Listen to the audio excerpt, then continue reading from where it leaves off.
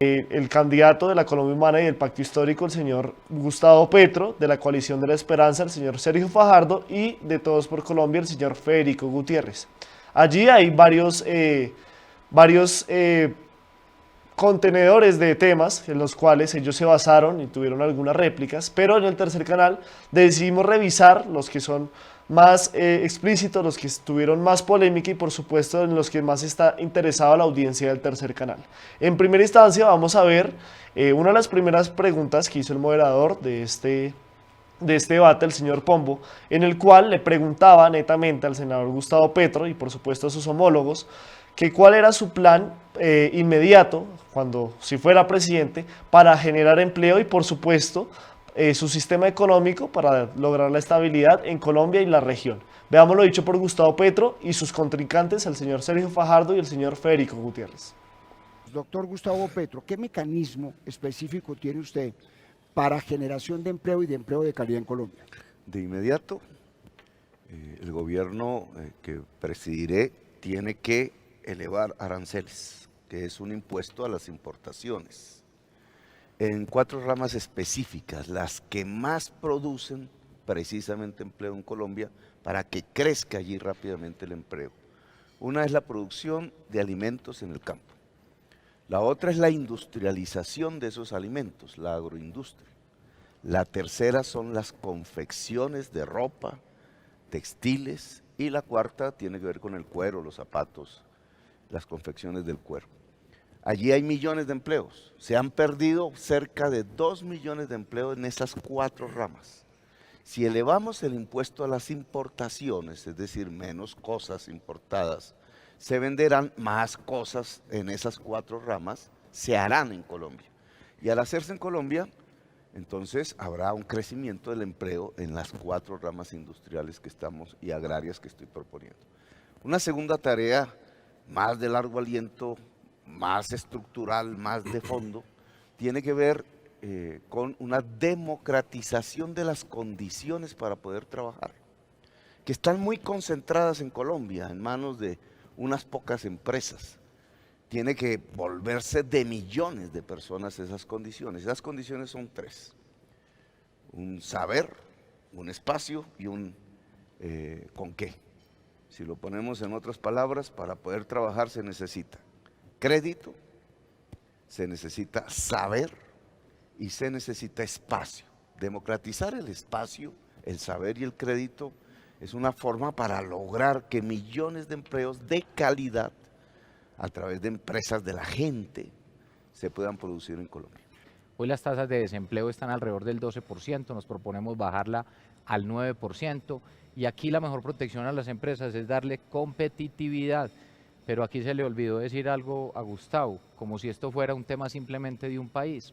Si usted sube aranceles, a usted también se lo suben al otro lado en los proyectos que importa, en los productos que importa. Aquí lo que el país tiene que hacer es ser competitivo. El campo hay que protegerlo, por supuesto, hay que proteger las confecciones, pero dándoles competitividad. Son modelos de país muy diferentes en los cuales unos pretenden expropiar y nosotros pretendemos crear empresas.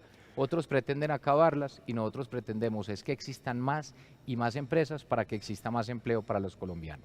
Vale, doctor Gustavo Petro, aquí mencionan expropiación y yo intuyo que se están refiriendo a usted sin mencionarlo cuando hablan de eso. Y cuando se habla de cambio de modelo, mucha gente en Colombia intuye que quien eventualmente podría cambiar el modelo económico en Colombia es usted. Y indudablemente lo voy a cambiar, pero esa intuición suya es un poco perversa. ¿Por qué? Porque tiene que ver la expropiación conmigo. No, por eso estoy... bueno. Sin ningún discurso, programa, ejecutoria de mi gobierno, pensamiento, incluso sueño, he pensado en expropiar. Pero no creo que sea perversidad mía, sino y de otros. Pero digamos, si me permite, porque me tienes que indemnizar un poco con esto. Yo también fui exalcalde de Medellín, mucho cuidado con la expresión, Roberto. Fui muy disciplinado con el horario, veo que esa norma solo era para mí. Pero bueno, el tema es el siguiente, mire, si usted va a hablar de expropiación, el mayor expropiador que ha habido en Colombia, pensando en presidentes, es el actual, el del gobierno de Federico. No, ese no es mi Acabó gobierno. 600.000 empresas. Oiga, Gustavo, Acabó 600.000 empresas. yo nunca tendría que explicar que no voy a expropiar. ¿Usted por qué explica tanto? No, no, Que no, a ver, tú a ver, me a ver. asignas la perversidad de No, la palabra. y orden, por eso orden, tengo que orden. explicarlo. Lo mismo que antes, es una expresión que Roberto conoce bastante bien y la gente conoce. Esta película ya está vista. Sí, Sí. pero adelante, Y doctor y la Petro. vimos en el 2018. Sí. Entonces resulta que en el 2018 eligieron un presidente que se llama Duque, presidente de Federico, y él expropió 600.000 empresas, las acabó. Las acabó en el año 2019-2020. Allí se perdieron 3 millones de empleos en Colombia, imagínense, una catástrofe social. ¿Cómo las expropió? Por una parte, hay un modelo que es el que hay que cambiar, un esquema económico que es el que hay que cambiar en Colombia, que es que nosotros solo dependemos del carbón y del petróleo y de la cocaína. Hoy la cocaína se volvió el principal producto de exportación de Colombia. Ese modelo trae muchísimos dólares que se convierten en muchísimas importaciones. Saltamos de unos 6.000 millones de dólares de importaciones a 40.000 en cuestión de una década. Esas importaciones son de cosas en buena medida que se pueden hacer en Colombia. Y por eso mata el empleo en Colombia. Entonces aquí tienes uno de los factores por los cuales Colombia no es una economía de gran producción de empleo.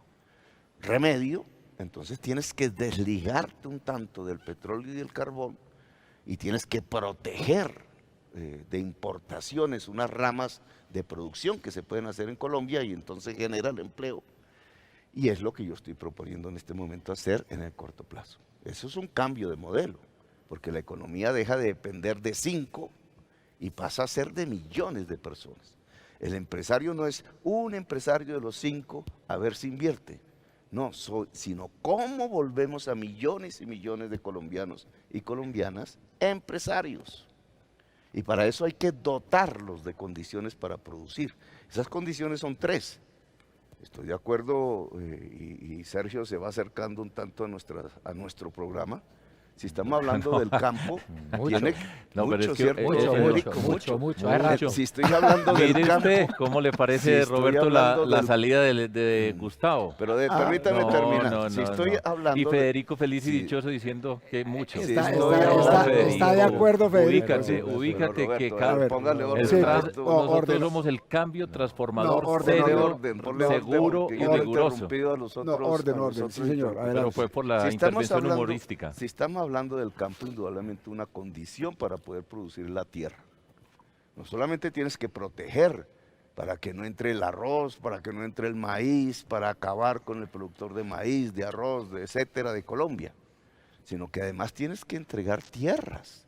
Entregar tierras no es una expropiación. Entregar tierras es un programa que se viene planteando en Colombia desde hace un siglo. No se ha podido hacer, otros intereses lo han impedido, no han permitido el desarrollo agrario, acabaron las instituciones del agro, destruyeron la agricultura colombiana. Entre más destruyan la agricultura colombiana, más narcotráfico va a haber. Y entonces se trata de desarrollarla, pero para desarrollarla hay que utilizar la tierra que siendo fértil y hoy no produce, que produzca. Y eso se llama empleo, eso se llama empleo en el campo. Si hablamos de las ciudades, el espacio tiene que ver con la conectividad, con la fibra óptica, tiene que ver con espacios físicos, tiene que ver con que a un vendedor ambulante no lo persigan, tiene que ver con fortalecer la economía popular, que estos gobiernos se han dedicado a destruir, a perseguirla. La economía popular es la de señora, del salón de belleza, el del taxista, el del puesto de venta de frutas de la esquina del barrio popular. Esa economía, ¿cómo se fortalece para que crezca en empleo? Para que crezca en poder. Si le das crédito y no gota a gota. Gota a gota, allá en Medellín, prácticamente carcome toda la economía popular, y en Bogotá también, y en el país. ¿Por qué hay un gota a gota? No solamente porque hay una mafia lavando dólares a través de un empréstito usurero, sino porque no hay banca. No hay banca normal dentro de los barrios populares.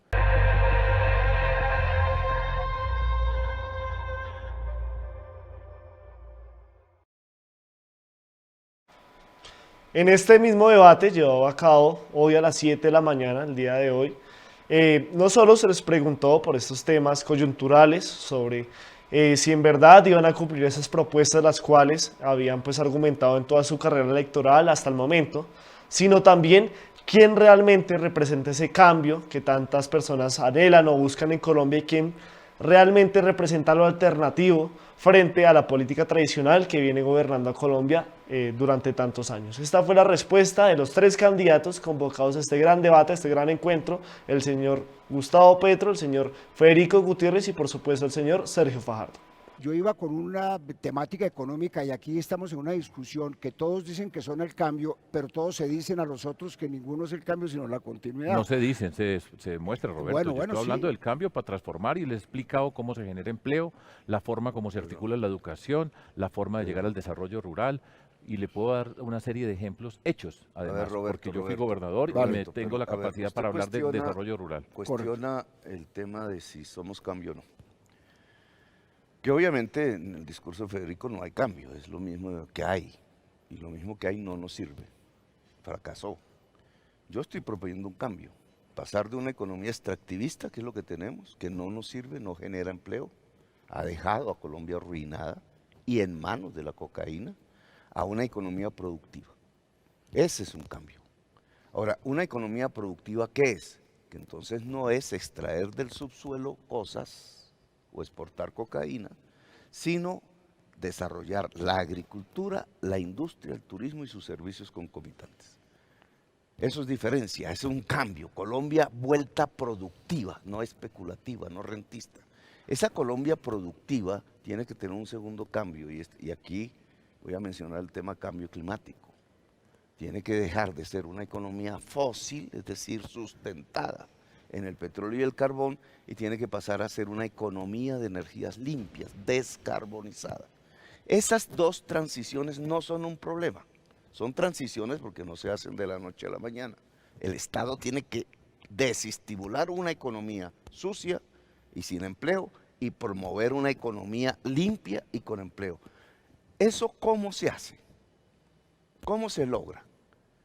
Yo he propuesto una serie de políticas. Uno, protegernos de importaciones, precisamente para que crezca el empleo en Colombia. No de todas las importaciones, no es un proteccionismo ultranza, no, de aquellas importaciones que matan el empleo en Colombia. Confecciones, cueros, producción de alimentos, transformación industrial de los alimentos. Allí podríamos crecer en 2 millones de empleos en el corto plazo. He propuesto el turismo como una medida para reemplazar las divisas que deja de traernos el petróleo y el carbón, no porque yo quiera, sino porque el mundo lo va a imponer así. ¿Cómo se hace turismo? ¿Cómo crece el turismo en Colombia? Con la paz. Con gobiernos que deciden hacer trizas la paz, pues destruyen las posibilidades del turismo y de la economía nacional. El turismo es intensivo en empleo y es una posibilidad de corto plazo para reemplazar divisas petroleras y carboneras. Hemos hablado de empoderar la economía popular y este es un tema que aquí dicen que es populismo y no lo es, porque es recuperar las 600.000 empresas que efectivamente Duque quebró y expropió, recuperarlas con ayuda del gobierno. ¿En qué instrumentos concretos? Entregando crédito barato, que hoy se lo entregas el gota a gota que produjo estos gobiernos, entregando educación. Este tema de la educación, y en esto pareciese haber un consenso, pero tiene una política concreta. Usted no puede aumentar los niveles de educación en Colombia si no aumenta el presupuesto sustancialmente Pasemos a la de la educación de una vez, educación. Roberto, y Sí, permíteme terminar, Sergio, yo te respondo.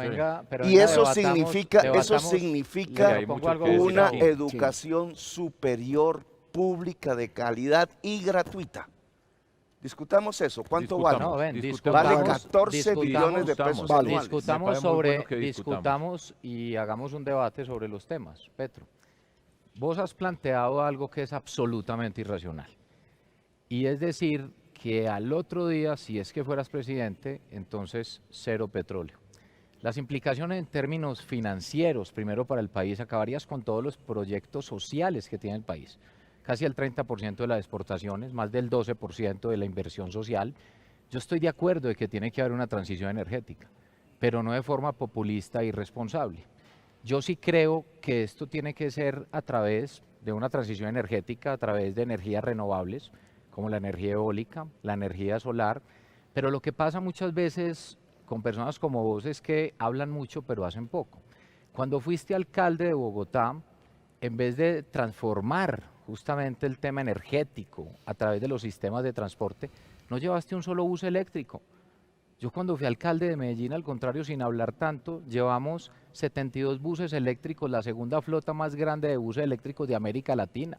Por el contrario, llevaste camiones viejos de basura que lo que hicieron fue contaminar y generar una crisis sanitaria. Ahí hay una gran diferencia en el modelo. Hay unos que echan cuentos y hay otros que hacemos. Y lo siguiente, transición energética sí debe existir.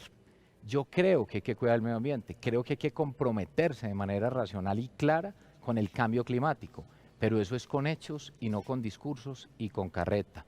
Esa es la gran discusión. El país de un día para otro no se puede quedar sin petróleo, el país de un día para otro no se puede quedar sin fuentes de ingreso.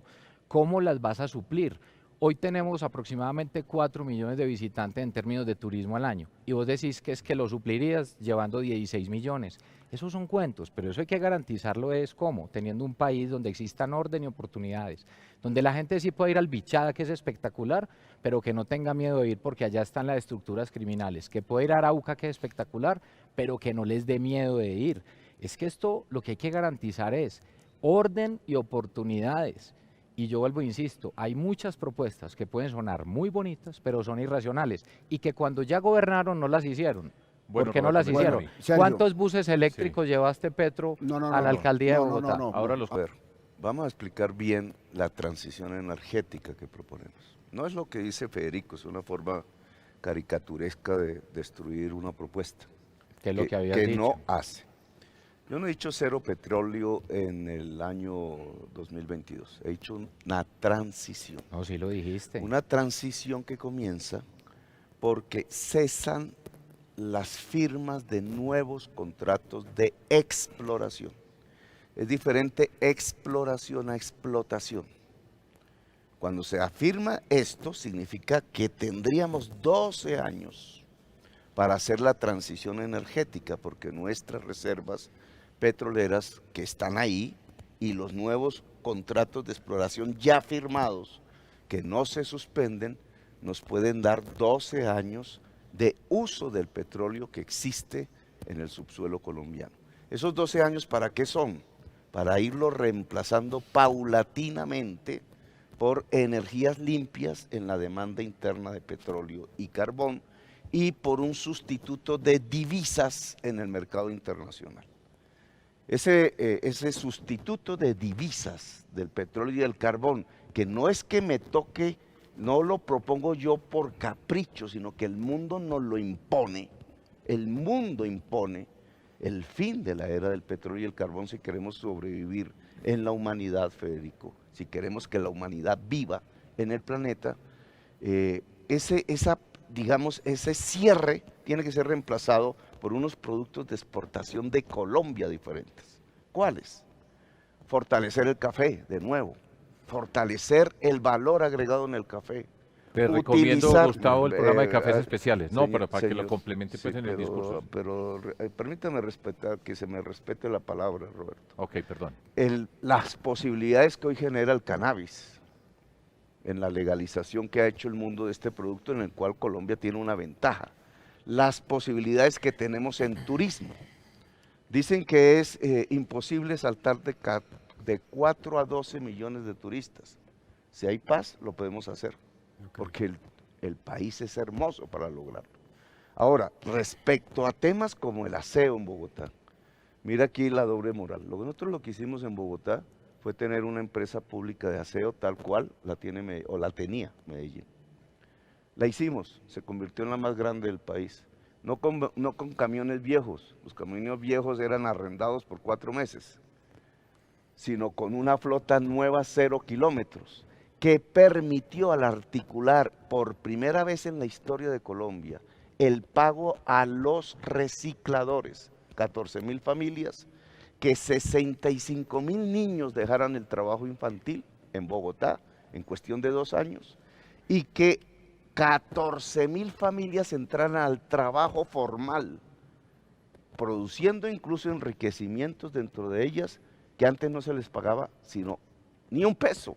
Okay. Entonces, digamos, estos procesos como el del aseo tenían que ver con algo sustancial, el fortalecimiento del reciclaje como uno de los factores que no solamente producen empleo, sino que también garantizan una economía circular que permite un equilibrio con la naturaleza. Ahora, ¿qué vehículos eléctricos hay en Bogotá? Centenares de buses híbridos. Entró mi gobierno en algo que algo que no existía en Bogotá, el sistema integrado de transporte público. Tuvimos taxis eléctricos en el primer piloto que hicimos alrededor del taxi eléctrico en Colombia. Y hicimos los pasos que Medellín, y lo reconozco, por muchos gobiernos que han existido allí y una sociedad que ha cuidado de eso, ha dado el paso hacia el transporte metro y tranvía. En Bogotá logramos los estudios de diseño del metro subterráneo y las 4 troncales de tranvías que iban a lograr el primer tren de cercanía. Perdón, doctor Gustavo, metro subterráneo, me propuso el debate, Federico. Ahora, yo sí le diría, Roberto, dile a 10 millones de personas que te están escuchando que nunca habías dicho. Vamos a hablar de educación. Dile a 10 millones de personas que te están escuchando que nunca habías dicho lo del petróleo. Pero pongámosle un poquito. Es que a la gente no le puede decir mentiras. No, pero Federico, pongámosle un poco. He sido claro que el primer día de mi gobierno no es cierto. Cesa la firma de contratos de exploración petrolera. Del fracking ni hablemos. Pero mira, estamos volviendo. Mira, Sergio, en términos. Roberto, adelante, por favor. Sergio, en términos. Yo también tengo tiempo. En términos de la educación.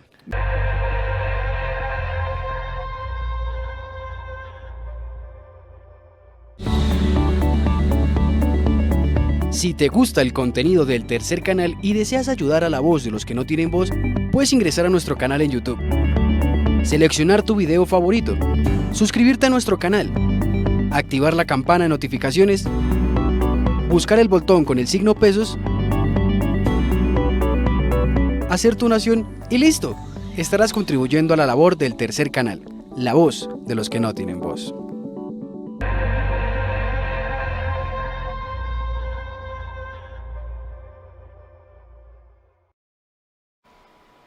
Gracias a todas las personas que siguen conectadas en este momento con el informativo de las 12:30 del Tercer Canal.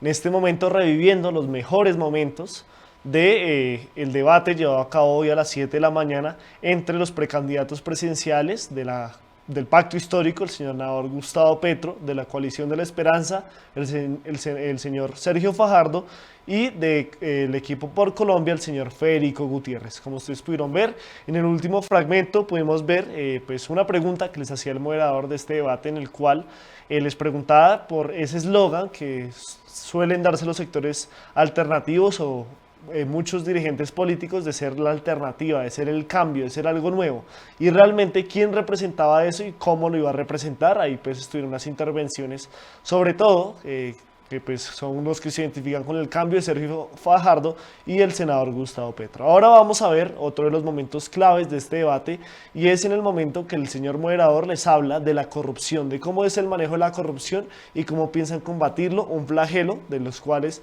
la audiencia de este debate y por supuesto la opinión pública en general creen que es uno de los problemas, si no el problema más importante que va a afrontar Colombia, y por supuesto el presidente que llega a la Casa de Nariño en el 2022. Veamos lo dicho en este debate por los precandidatos, el señor Sergio Fajardo, el señor Federico Gutiérrez y por supuesto el senador Gustavo Petro.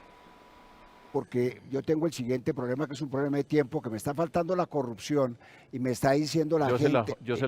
Y me está diciendo la gente, oiga, y usted no se va a meter con el tema de Hidroituango, no se va a meter con el tema del alcalde de Medellín y su revocatoria, no se va a meter con la cercanía de algunos de los candidatos que están acá con el grupo de empresarios antioqueños, y no se va a meter con las insinuaciones que hay sobre la cercanía de Gustavo Petro con Gilinski, que tiene participación en eso. Entonces, pero antes de meternos, yo tengo leo esos dos temas ahí y tengo muy pero me deja pocos minutos, entonces pero tiene que todos ser los muy que quiera, corto. Sí, no, porque- voy a tiene que ser muy corto. concreto en Después de- varios de estos planteamientos que se han dicho. Mire, mi posición concreta y clara.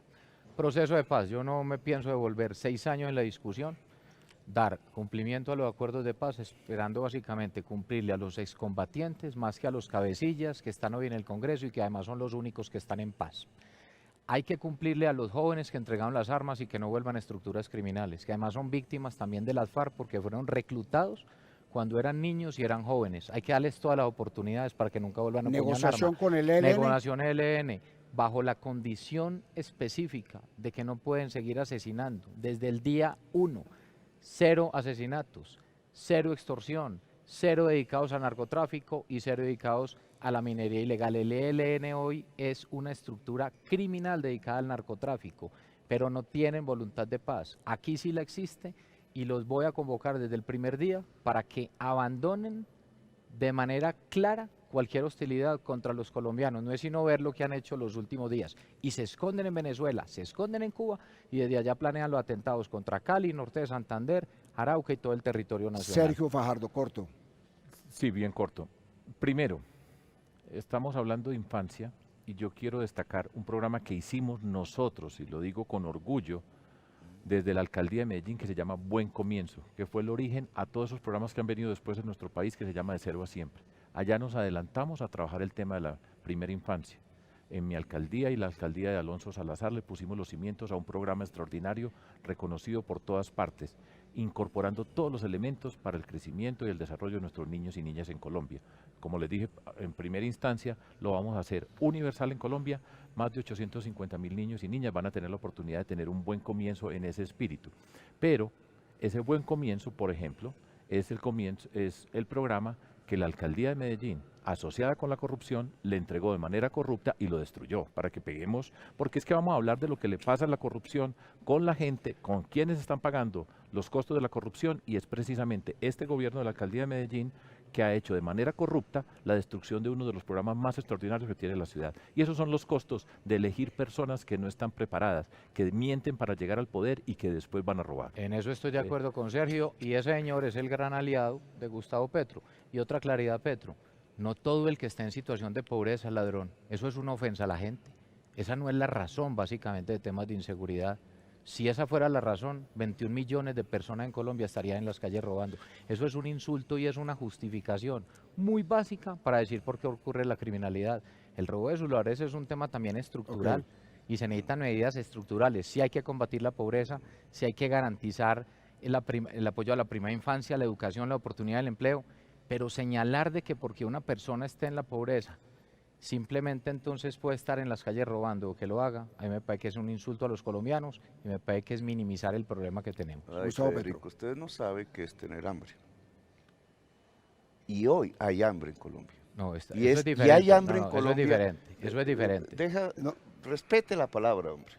O no se Porque ofusque. si hay que construir democracia, hay que respetar la palabra Sí, y el o no se ofusque. contradictorio y Ujú. la argumentación. Porque si no pasas a eso de silencien, callen, No. terminas usando el Estado para silenciar. Entonces, mira, en Colombia ha estallado el hambre. Son estadísticas de la DANE, no son mías. El crecimiento del hambre es inusual, es terrible en la sociedad colombiana. Y el hambre no lleva a todo el mundo a delinquir, no, pero sí lleva a algunos a hacerlo. Y ese es el incremento de la delincuencia que hoy vemos en las calles de Colombia. ¿Por qué creció el hambre en Colombia? ¿Por el virus? No, porque el virus también atacó en todo el mundo y en todo el mundo no creció el hambre. Incluso en Estados Unidos disminuyó. Creció en Colombia por una política absolutamente incapaz, que no fue capaz ni de salvar 600.000 empresarios para que no salieran millones de trabajadores a la calle y no fue capaz de llevarle el mercado a los hogares pobres de Colombia. Por eso creció el hambre y por eso tenemos este estallido de seguridad y por eso disminuir el hambre es uno de los instrumentos que nos pueden permitir disminuir la inseguridad en Colombia, que es una prioridad de mi gobierno. En mi primer día de gobierno es una política contra el hambre en el país. Y entonces eso sirve de respuesta. Ahora usted habla de corrupción. y nos propone el tema para debatir. Y quiero empezarlo. El primer hecho enorme de corrupción en Colombia, que vale más o menos, le roban a Colombia 50 billones de pesos al año, es un grupo de personas muy poderosas que no pagan impuestos. Y que el Congreso de Colombia, la ley y los gobiernos han querido privilegiar. Entonces, el primer hecho de corrupción no está en el funcionario público que roba, que lo existe, sino en el que está afuera, siendo muy poderoso, que no le paga los impuestos al Estado y usa al congresista pago para que le quite los impuestos. Allí se va la plata para la niñez y hay que recoger todas las experiencias de protección que existen en Colombia para proteger la niñez, para hacer un programa nacional, pero allí está la plata de la educación superior, que podría ser pública y gratuita en Colombia y no tendríamos los estallidos juveniles que hemos visto. Allí está la plata para garantizar los derechos fundamentales de la gente. Allí está el gran robo. Y por tanto, una solución a ese tema de corrupción es que el Estado no se arrodille al poderoso, sino que el Estado le cobre los impuestos de ley, una reforma tributaria que lo permita. El segundo gran hecho de corrupción que hay en Colombia tiene que ver con que el narcotráfico y la mafia tiene Estado. Si lo ponemos de otra manera, el Estado usa las armas ilegales de la mafia y del narcotráfico. Hay una alianza entre narcotráfico y sectores del Estado. A nivel local, que yo lo denuncié muchas veces, 35% del Senado de la República se fue a la cárcel por mis denuncias. Y a nivel nacional, una cooptación del Estado por parte de la organización criminal. ¿Cómo se soluciona eso? Separándole el Estado a la mafia, quitándole el poder político a la mafia. ¿Cómo se le quita poder a la mafia? Lo dije antes, quitándole su control poblacional, es decir, debilitándole los campesinos cultivadores de hoja de coca, la economía popular y la juventud y la población consumidora. Si la desconectamos de las mafias a través de políticas concretas en cada sector, se debilita la mafia. Y si se debilita la mafia, yo puedo proponer y construir una política de desmantelamiento pacífico del narcotráfico a partir de un sometimiento colectivo a la justicia. Atacaríamos las tres grandes fuentes de corrupción de Colombia, la megacorrupción. Si usted ataca la megacorrupción, ya puede lograr más fácilmente que el secretario allí, que el ministro allá, que el que tiene en su poder la contratación pública, no cobre coimas, no genere procesos de corrupción en el Estado colombiano.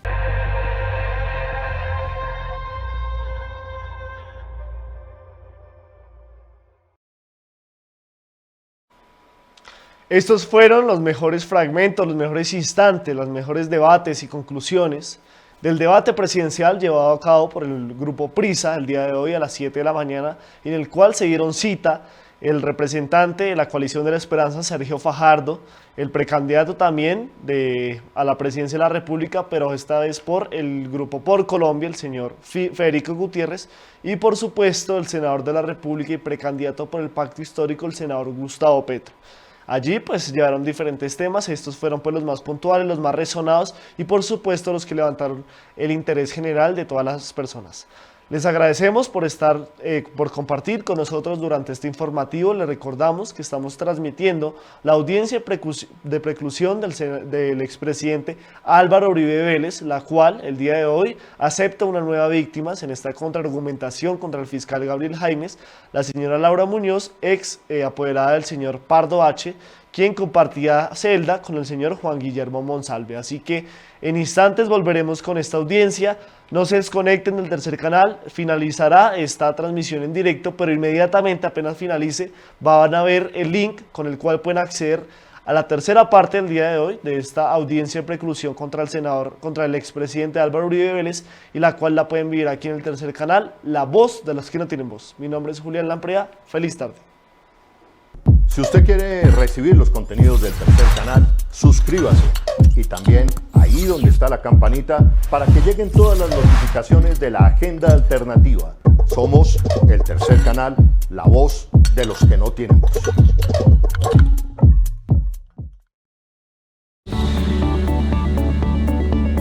Si te gusta el contenido del tercer canal y deseas ayudar a la voz de los que no tienen voz, puedes ingresar a nuestro canal en YouTube, seleccionar tu video favorito, suscribirte a nuestro canal, activar la campana de notificaciones, buscar el botón con el signo pesos, hacer tu donación y listo. Estarás contribuyendo a la labor del tercer canal, la voz de los que no tienen voz.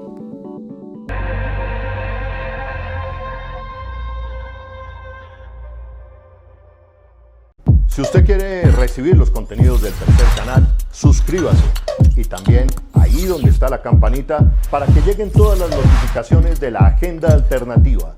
Somos el tercer canal, la voz de los que no tienen voz.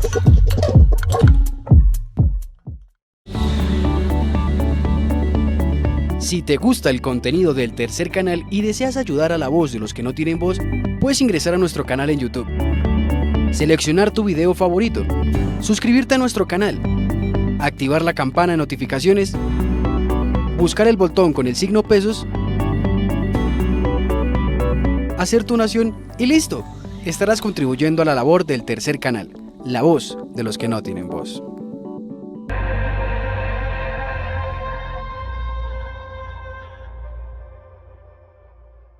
Estamos en la población del Valle, jurisdicción del municipio de Vallasolano. Estamos emitiendo desde el tercer canal, la voz de los que no tienen voz.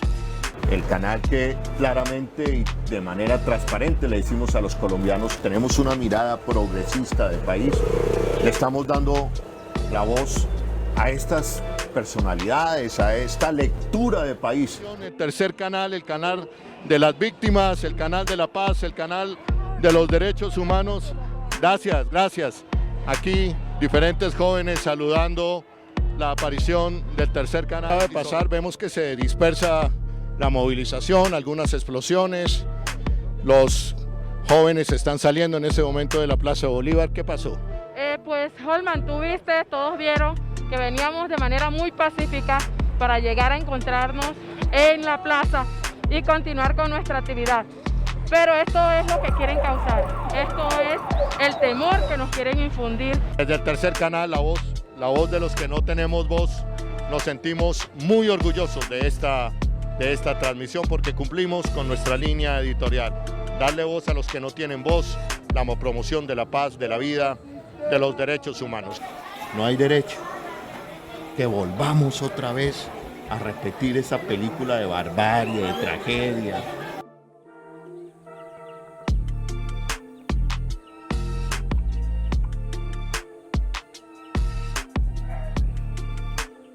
La juventud era la vida, pero las viejas fórmulas conocidas ya en este país que quiere eternizar la guerra, dispersaron la manifestación. Como he venido diciendo, se repite la película de la guerra, de los desplazamientos y de la violencia. Y esta película tiene nombre propio y responsables propios: hacer trizas la paz.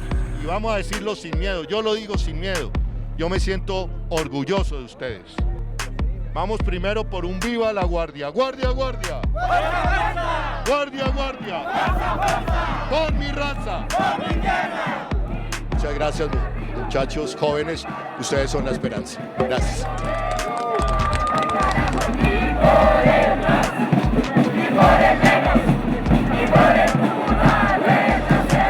Somos el tercer canal, la voz de los que no tienen voz.